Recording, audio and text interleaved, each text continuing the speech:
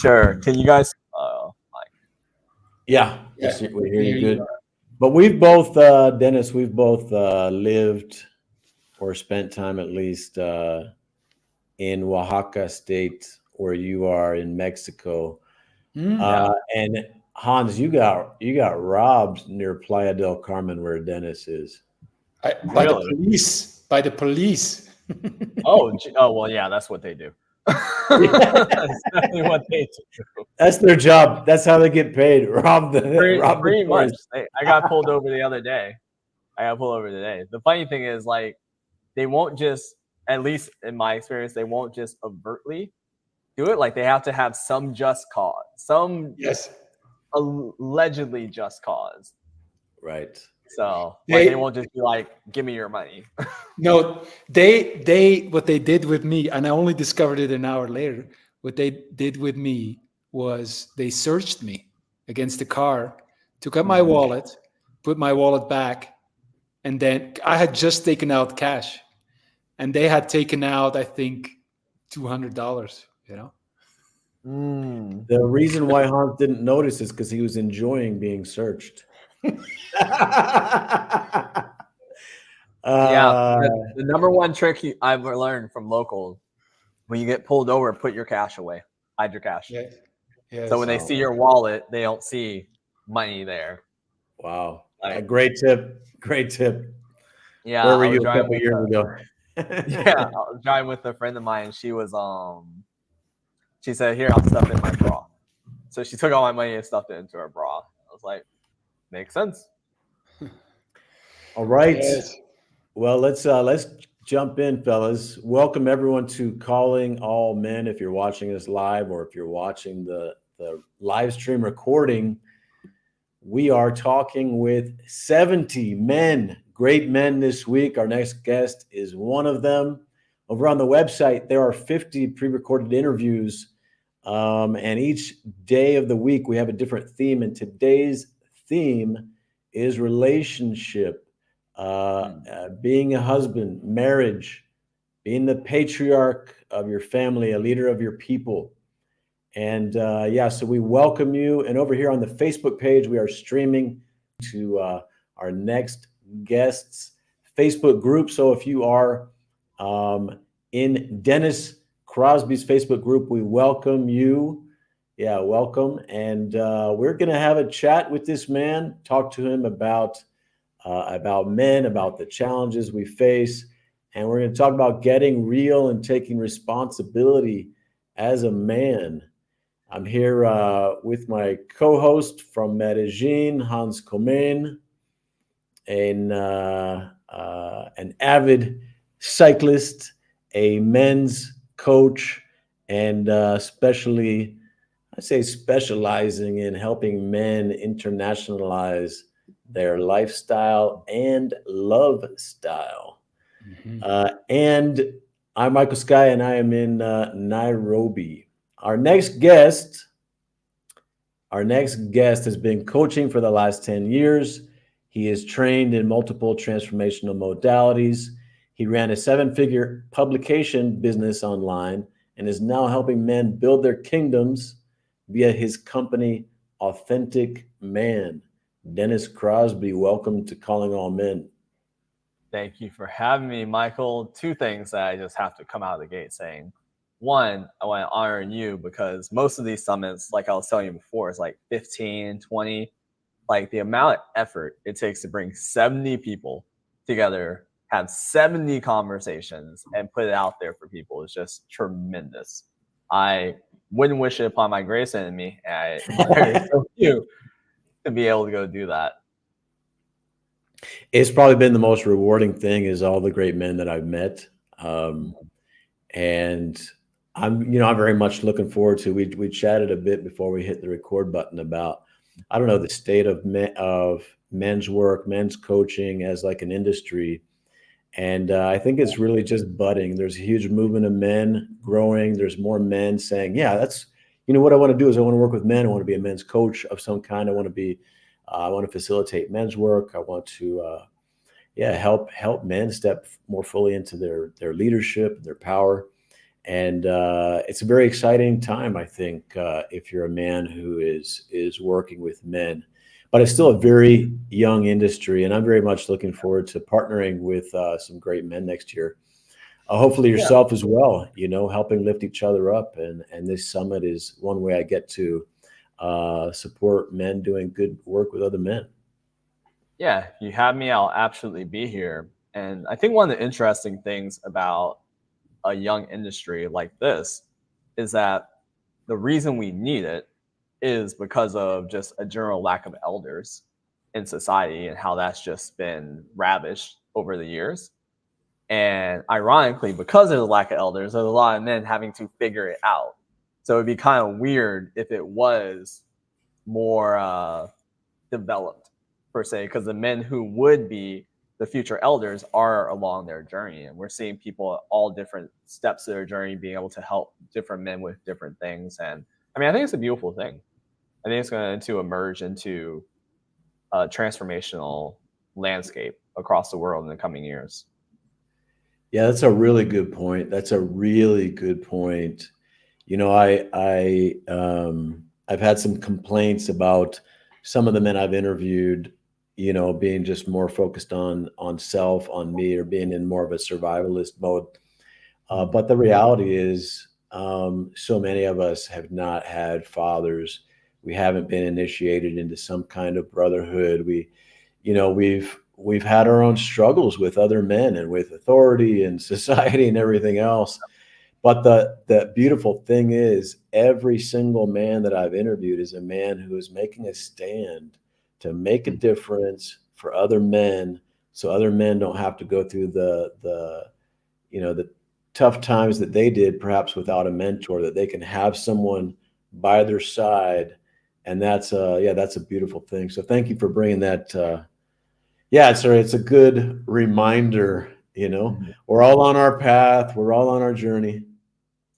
Yeah, for sure. And it's duality, right? Because one hand, it's beautiful. Everybody has the intention to go out and serve and not have other people follow their pain, their trauma they went through. And on the other side, the road to hell is paved in good intentions. So we get to see Yeah. which one it will be when it's all said and done. Yeah, yeah. So we're going to talk about getting real and taking responsibility as a man. Dennis, before we do, maybe just tell us a bit more about what you do. You know, what is authentic man and how do you work with men? Yeah. So for the sake of time, I'll say in the most holistic sense of what we do, which is authentic man, it's all about closing that gap and helping men rise up. So when I say the gap, I mean the gap between what you want and how you're showing up with who you need to be to create that thing. So who you are and who you need to be, we're about closing that gap so you can create your vision, your kingdom, and really build that life that you can die with a smile. You can die feeling like I left nothing behind, no regrets. That was a huge driver for me growing up. Was I had this chronic fear of dying with regrets.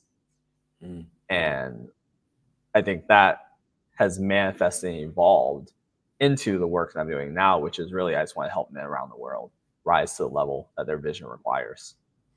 Why do you feel you had that fear? Was it because you saw maybe a father or someone else die with regrets, or I can't peg it to anything specifically. Like there was no conscious models that I can think back to that would implanted that into me. It was one of those things where just like maybe I read in a book or something as a kid or something where I was just like, I do not want to on my deathbed look back to my life and wonder what if. Like that terrified me. I'm curious what Hans has a question for you, but before we get into that, what would you tell us about like your upbringing and did you have a father present in your life? Did you have male mentors? What was your situation growing up as a boy? Yeah, I've been super fortunate. So I grew up with both my parents together and in the house. and they were very present in my life, very present in the house. My dad was a entrepreneur, you call him a hustler. Really. My mom was retired on disability, so she was a housewife for the most part. And so they were very present. My dad could be your greatest cheerleader and also your harshest critic. So he very much had that duality inside of him. So that definitely made some challenges. And I had this perpetual not good enough conversation. So within that, like any criticism that I felt growing up was just fed that. So I definitely grew up with the feeling like it wasn't safe to be myself. And I would say that was probably, from a parental standpoint, one of the predominant things there. But other than that, like I was really fortunate to have a very relatively normal childhood and upbringing. I went to school, had lots of friends. We didn't move around a ton, so I had good community around me. When all my career, my pursuits in life, whether it be in school or beyond that, like I was really supported and lifted up. And then I've always been fortunate to attract great mentors into my life. I know I'm being like super unrelatable to people listening right now, but it's my truth, so whatever. And I think for me, I had to have a life like that because I was so hard on myself. Like if I had anything coming for external, it probably would have broke me. Because I had that strong internal critic, that strong, like, I'm broken, I have to fix myself. And I'm willing to do whatever it is to find out what it takes to fix myself. So it was almost like life was like, all right, if you're going to treat yourself like this, the least we can do is give you some support, give you some help, give you some outside love. But for most of my life, I couldn't even receive it. Like, I just couldn't. And that. So, go ahead. Oh, I was just going to say, so that drove me down like deep into personal development at an early age, going through all the stuff, the books, the events, the Tony Robbins, you name it, I've probably done it and have had some experience similar to, if not that experience. And that has propelled me up to the point where I was like, all right, this is clearly, it went from a trauma response to a genuine passion. And then from there, it was like, okay, this is how I would spend my time regardless of whether I'm paid for it or not. I just enjoy spending my time working on myself. So let me figure out how to do this, help others win through what I love.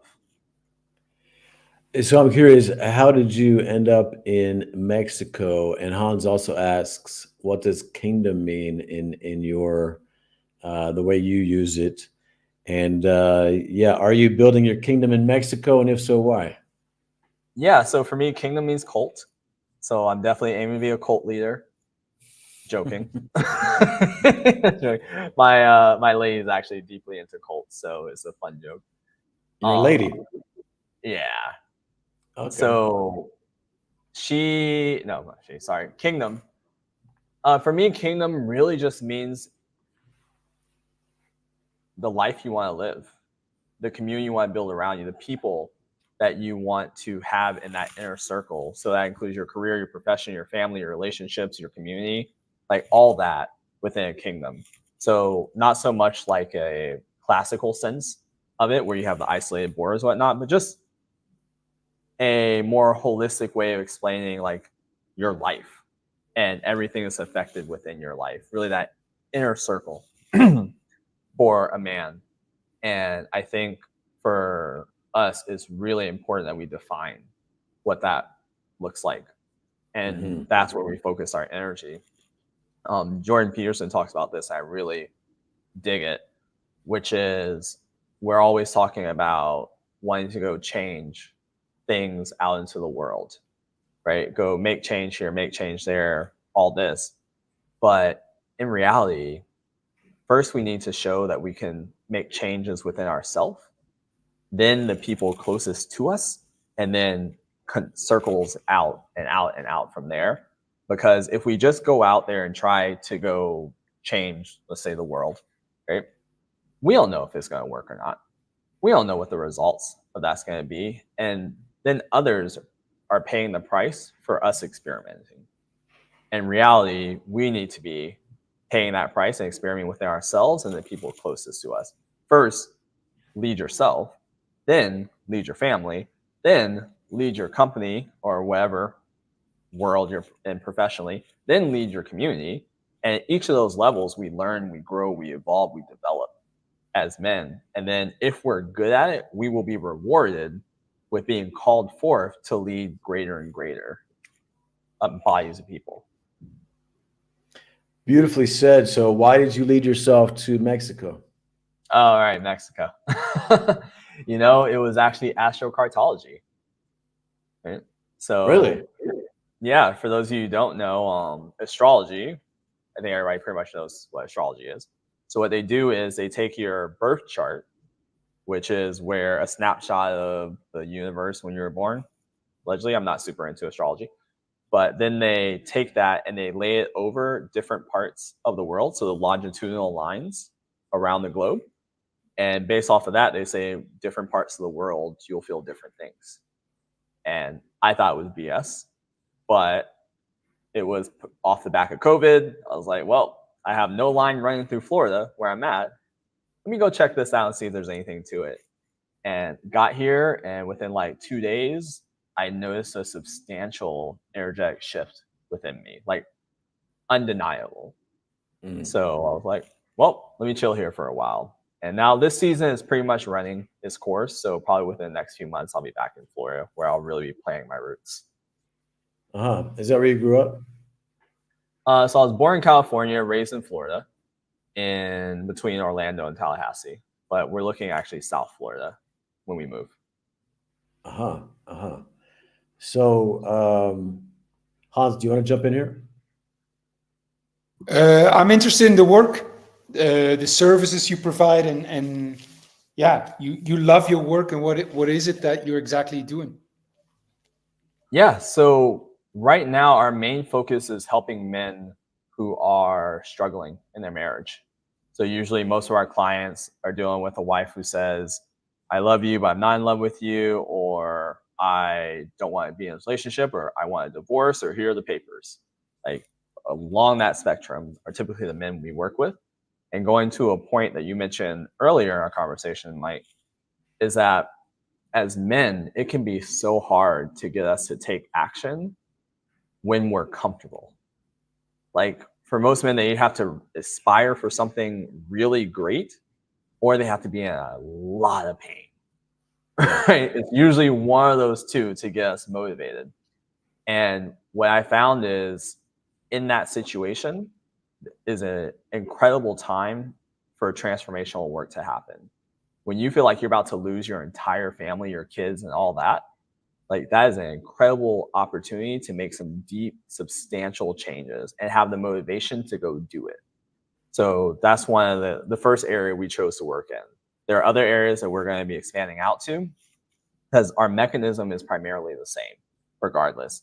It's being very clear on what you want to create in life, getting clear on who you need to be to create that, and then focus on becoming that version of yourself, because it's that version of yourself that can fix your marriage or attract the woman that of your dreams.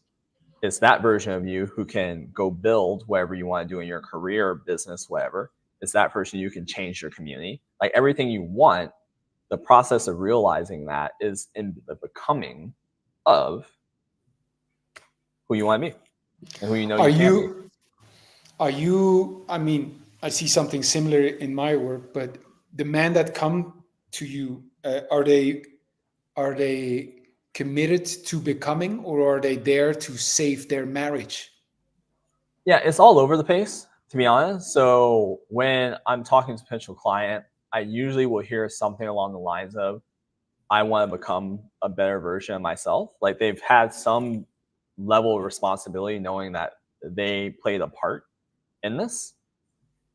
And because of that, like there is a drive, but they're still very attached to the situation, right? There's still, I would say, anywhere from 50 to 70% of their motivation is to try to get their wife to open back up. And that changes throughout the course of the program as they realize that the more they focus inward, the better their results are outward.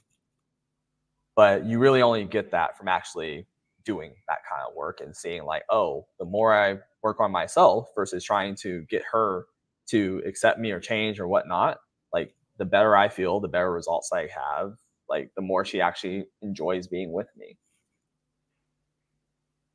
Let's talk Nice. about getting real.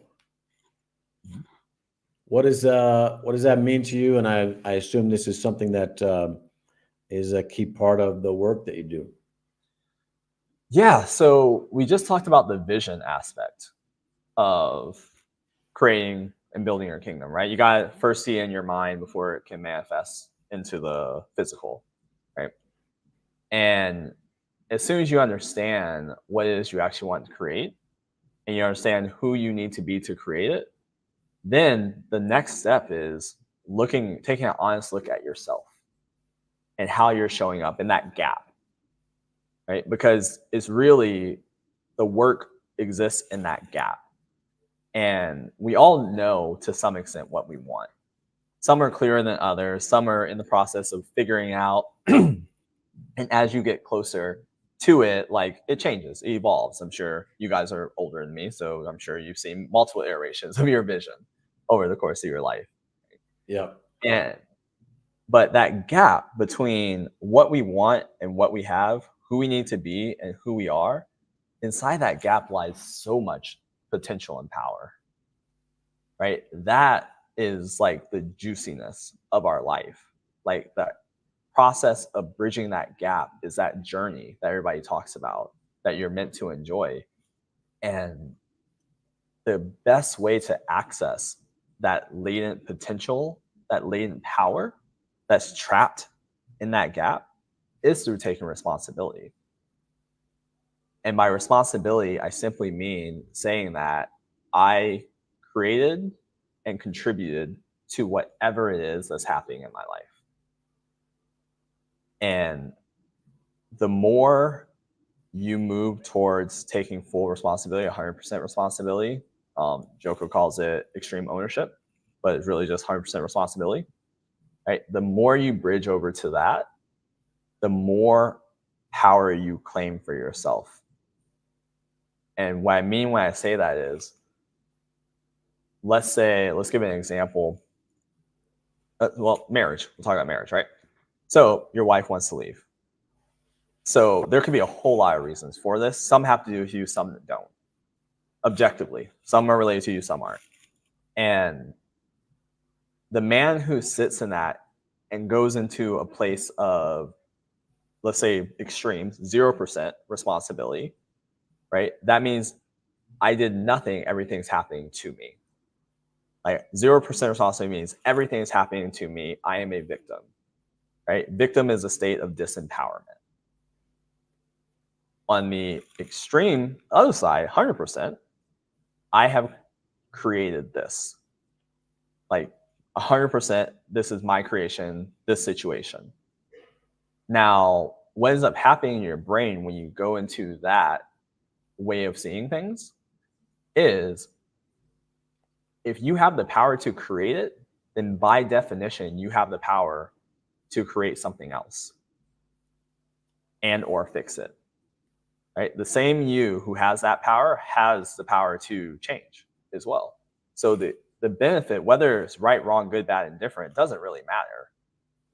The more you move over to 100% responsibility for anything in your life, any result, anything that's presenting itself in front of you, you now get to tap into latent power within you. You are now recognizing more and more of your power to go out there and affect the world. So it can be very challenging to go to deeper and deeper levels of responsibility because it usually requires us to face parts of ourselves. But through that process, we become more powerful as men. Yes. Amen. Hans? Yes. Yeah, I wonder how how do I say this? I sometimes say responsibility can only be taken, which also points at the challenge you face as when you're working with people. Yes, when someone takes more responsibility, there's a liberation that happens there, you know. Mhm. But how do you get someone to take more responsibility? Yeah, I think at least in my line of work, what we do is first we make them aware of it. Like we first becoming aware of your results. Most of us won't even take a true honest look at the results we're creating in our own life. Right? That's how our relationships get to the point where they are, is we just turn a blinder to it. We don't want to acknowledge what's happening. We don't want to hear when she's saying there's a problem. We just think, oh, it's okay, it's good enough. We're comfortable. We're complacent. So that's step one, is getting out of complacency. And usually that comes from awareness of bringing attention to your results. And then once you have attention to your results, now you can look at specifically, okay, there's this thing present in my life that I don't want. Now, how did I contribute? Like, how did I create this? Like, what parts of me created this? And that's surprisingly easy for most people to do, is when faced with the reality of a result, usually we can pinpoint a couple of areas. We may not get it all because we have our own blinders, our own level of awareness, what else is showing up in our lives. Like we have those, we all have our blind spots. But most people can come up with at least 1 to 3 things that are contributing to that. And usually it's as simple as, okay, these are the 3 things that created this situation. So go work on those 3 things. Like, it's not rocket science. Like, use responsibility as a tool to show our blind spots, show our weaknesses, show what parts of us are contributing to the things that we don't want. Go work on those parts of ourselves, whatever that looks like, then rinse and repeat. And then that's going to upcycle you into the man that you need to be to create your vision. So I try to keep things as simple as possible in my line. I guess the crisis itself, or the perceived crisis, makes men at least more inclined to look at things a different way. Yeah, 100%. Which is why I choose, at least in this season, to work with men in some form of crisis, because that's when you get their attention. That's when they can be like, they wake up and they're out of that dream for at least some period of time. But even that window is quite small, because eventually they acclimate. Right? Eventually it becomes a new norm, and there's like, okay, well, guess I'm just gonna move on my life like this, until they repeat the same mistake that got them there, and then a new window opens. Like, as men, as people, really, we can adjust and adapt to pretty much any situation or environment. So it's really important that we capitalize those small windows where we're just like, I don't want this. This hurts. Enough is enough. Something has to change, to open up a path.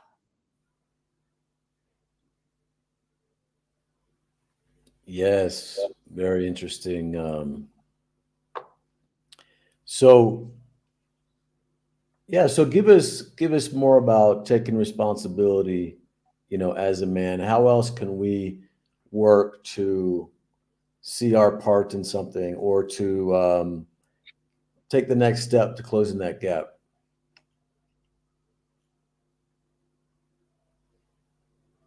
Yeah, I live a vision first principle with life.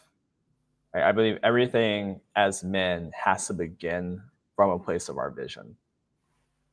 So the first question I think every man needs to ask, well, the first question is, what you want? First question is, what do you want? Like, really making a practice of asking yourself, what do you want? And then as you get clear at what you want, then you get to ask, what do I have? And then whatever that gap is, just ask, okay, why? Why is there a gap? Right?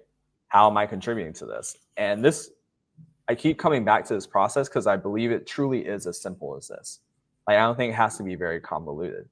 It's really just looking at what you want, looking at what you have, and putting your attention towards that gap and really understanding, like, okay, accept responsibility that this isn't, I'm not victim to my circumstances and my environment. I am more powerful than those things. So the only thing holding me back is myself.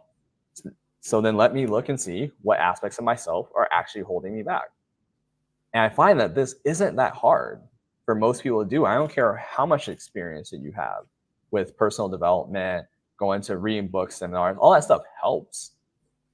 But there's a part of you that I believe, at least I believe, there's a part of us that knows and can feel like where we're not showing up, at least parts of it. And that journey of developing those aspects will open up the rest. Like, it's a lifelong pursuit and it goes through iterations. So just whatever's showing up, just go do that. And transferring back to society as a whole and men across society as a whole, I truly believe that if every man would go out there and create his vision, his unique thing that he wants to bring to the world, and not from like a cheesy purpose, like go write this book to do that, but just go show up as the man you want to be. Go create whatever kingdom you want for yourself, right? If we all did that, that would create a world that at least would be much better than what we have right now. I'm not saying it'd be a utopia, but I am saying it would be substantially better than what we have now. Because I really think that society, we're dealing with a lack of vision crisis. We're dealing with a lack of responsibility crisis. And yeah, I mean, at its core, I really think that's what's going on across society right now as men. Like, yeah, this is this conversation is very apropos because in the last hour we talked to Om Rupani on vision. He was so passionate about men finding a vision, and part of the benefit is that women can find men they can respect to date.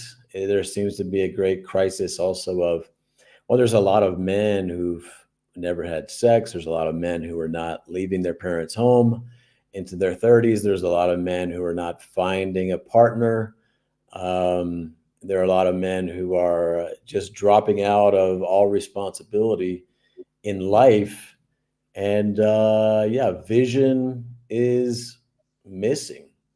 Vision is missing. yeah, and I don't know how he defined vision, but also I think vision can also be conflated with this idea of something big and grandiose. And it doesn't have to be. It's truly just whatever you authentically want in your life. And if that is to stay at home and take care of your parents as they go into their age and have that, that's not a problem. That doesn't make you any less of a man than anyone else. That doesn't make you any less of a person than anyone else. It's just you authentically owning what that is and becoming the person who can do that to the best of your ability. Just choosing to go do that. And when I talked to you before, I heard a little bit of your story, and you're running that 7-figure publishing company. And then at some point you realized, like, this is not making me happy. And you came up with this vision for Authentic Man. Would you tell us about that? Like, maybe applying this general idea to your own life and how you're going about that? Yeah. So real short version is I was running a publishing company for about 10 years. Like 2 years in, I knew that I didn't want to be doing this. So I spent 8 years. I'm a very slow learner sometimes. I have to learn things the hard way. I'll kick and scream to not have to do things sometimes. And for 8 years, I was constantly trying to convince myself to stay, find reasons to stay, trying to create a vision within that container that was meaningful to me. And for 8 years, I failed. Right? I just kept trying and failed because Were you also making more and more money? Was that part of the seduction of it? Yes and no. in the beginning, because I had genuine enthusiasm, because it was new, it was different, lots of things were working really well, so that hooked me. And then I just got stubborn. Like for majority of the business, it was losing money, and then for about a 2-year window, it made a lot of money, and then it was like a slow decline after that. And after it finally went to trash, is I looked back and I was like, okay, why did this happen? Like, if I could have gone back and done something different, like, could I have made this business work? And I looked at every major issue that I could identify why this business didn't ultimately work, and I could trace them all back to me not wanting to be there. It could all be traced back to the root of me not wanting to be there. And when I went on to my next endeavor, I made a commitment to myself that I would at least not repeat that mistake. I would find something that I actually wanted to do, because I saw how far I'd go. I saw that in my relationship. Like, I was in a 3-year relationship, and when that ended, I looked back. It was the same situation. Ultimately, I didn't want to be in that relationship. I spent 2.5 years of those 3 trying to convince myself to be in the relationship. And that doesn't work for so many reasons. But yeah, it was this, I kept seeing that trend happening. Would you during that business and during that relationship, when asked, do you want this, would you have said yes or no? Of course, because I was asked that. I was told, especially in the business, by like business friends and all that, like, you don't really seem like you want to be doing this, or you don't seem like you enjoy this. I can only understand why you're doing this business. And for me at least, when I'm in the thick of it, like, I can rationalize and deceive myself with the best of them. Like, I can come up with all the reasons. Yeah. Do you want to do this work that you're doing now? I do. What's the difference? What's the difference? Because back then you would have said also that you wanted it. Yeah. Well, and I ask not as necessarily because I want to provoke you, but like to understand for people, like what it means to really want something. Yeah. I have yet to have to convince myself to come do this work. It's probably the biggest difference. Like, it may be hard, may be challenging, but I've never fundamentally asked myself, do I want to be doing this? Right? In the last business, the last relationship, I asked myself those questions. They came from external, but they also came from internal. I've never once had to question this. I might be questioning, is this the right move? Am I doing the right thing in this business? But fundamentally, I've never questioned if I should be doing this, or if this is worth my time, or could I be doing something better than this? Which are all questions I asked. And I asked those in a relationship too. So you also came to a point of crisis, like you're talking about in your model of with when you work with men, that we tend to wait until we're in crisis or when we have this huge vision. You came to the point of crisis with that business because it ultimately, Yeah. My point of crisis, similar to men in the marriages, is like, I'll hold on for dear life. Like, I can be so stubborn in the name of like commitment. It goes, actually, it's the trade-off to that dying with regrets, because I think any belief can be used to both serve you and destroy you. Right. So for me, what that dying with regrets looks like is, I want to see this through to the end. I want to do everything I can possibly think of. Well, you did see it through to the end. I did, for better or worse. And I will say, I look back to that and I'm like, there's nothing I could have done differently. I can close that chapter knowing that I did everything I possibly could. So it's a pro, but I also spent 10 years of my life, which could easily been brought down to 3 or 4. I could have gotten out and clean break and went and did something else that was more aligned. So it was a lot of struggle, a lot of heartbreak, a lot of hurt, a lot of debt, and just, but also a tremendous amount of growth. And I don't think I could be doing the work I did now if I hadn't stayed in that business for as long as I did. Mm-hmm. Yeah, if the story is very similar to the people you're working with, I mean, you got something to tell. I think it's fantastic, no? I mean, I know what And it's like to be in something that is just feels like it's crumbling. No matter what you do, it doesn't work. To be berated, to be treated like you're the villain. I know what it's like to feel like nothing you do is good enough. I know what it's like to show up every day, give your all, and still not be appreciated for it. To provide for these people, and they're just like, okay, but this isn't enough. I need you to give more. Like all those situations, like I've experienced in my relationships too, but inside that business, like there were times it was just truly hell. Like I was forged in fire. So it sounds like you also, I mean, saw your previous relationship through to some kind of end and came up with a vision for a girl that likes cults. Yeah, you know, it's funny when this relationship first began, we were sitting on the couch and we were talking, and it was the first date. We were just like, you know, what are you looking for? And I said, what I was looking for. And it was just funny as we talked for like 6 hours, our first date.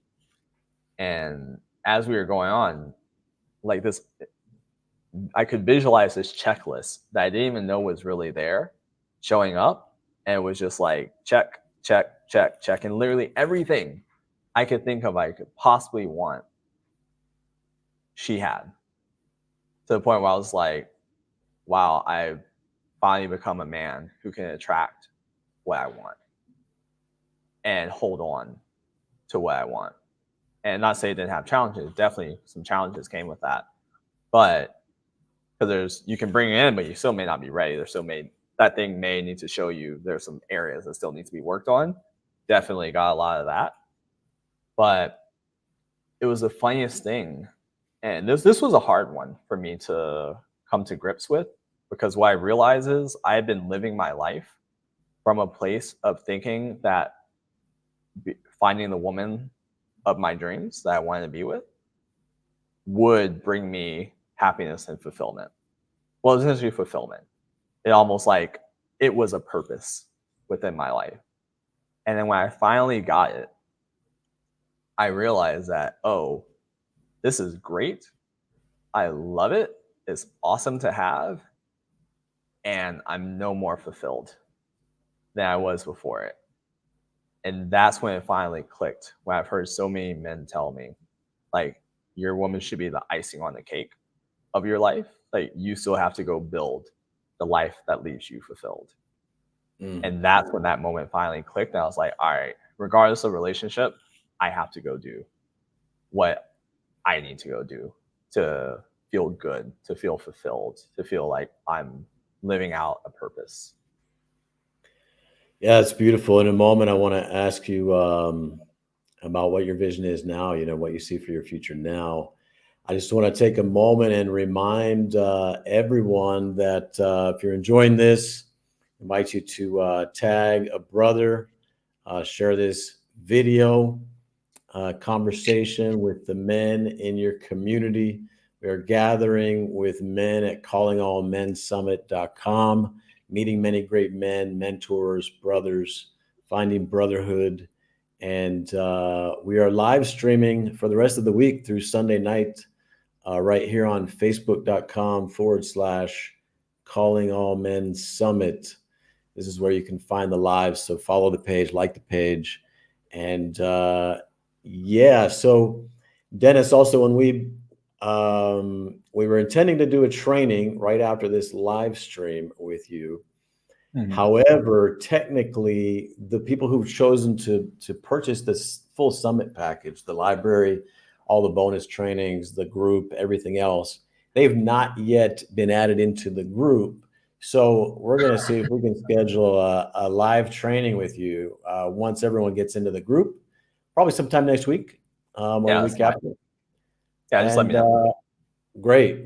And you are going to take us through a rapid vision creation exercise, which relates directly to what we're talking about right here with vision. I'd be curious to hear, what is your vision for the next chapters of your life? Yeah, how detailed do you want me to go? That can be quite the conversation. I would say at the purest sense is my goal is to see how far I can go in life, see how amazing a life I can create for myself. Like if you want to talk about like the true root of anything I do is, or my drive is to just see what's possible for me in this life. Now, what that looks like is I want to help men all over the world rise to the level their vision requires as a overall mission within my own life. You know, the family, the lifestyle. I really enjoy being in beautiful homes. So being in beautiful homes around the world. I love the idea. I don't know why, ever since I was like a teenager, just loved the idea of private jets. So like my two little quote toys in my life are going to be homes and a jet. Like that's really materialistically all I actually desire.